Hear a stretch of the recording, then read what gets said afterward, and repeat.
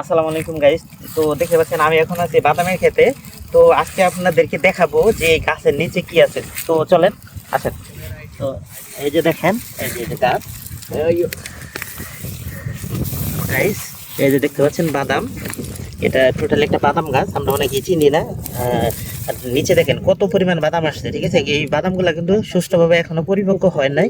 তো আর কিছুদিন পরে বাদামগুলা তোলা হবে।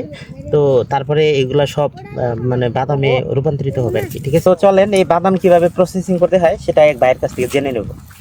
এটা আমরা সরাসরি ভাইয়ের কাছ থেকে জিজ্ঞেস করব। তো ভাইয়া, আপনি ভালো আছেন? এই তো আলহামদুলিল্লাহ ভালো আছি। তো ভাইয়া আপনার নাম কি? মোহাম্মদ সুরমান মন্ডল। ও আচ্ছা। তো ভাই এই যে আপনারা যে বাদামটা যে আবাদ করতেছেন, তো এই বাদামে লাভ কিরকম, ক্ষতি কিরকম? লাভ মনে করেন যে এই জিনিসটা পচা, হুম এটা এটা মনে করেন নাম যাবো না। হুম। আপনি এই দানাটা দেখুন, এটা নাম যাবো। আচ্ছা আচ্ছা। তো আপনাদের এইখানে মানে প্রতি মন কিভাবে বা কত টাকা বিক্রি হয় বাদাম? 3000 টাকা মন, 3200 টাকা মন। 3200 টাকা মন। এতে কি আপনাদের লাভ থাকে? লাভ থাকে না, মনে করেন যে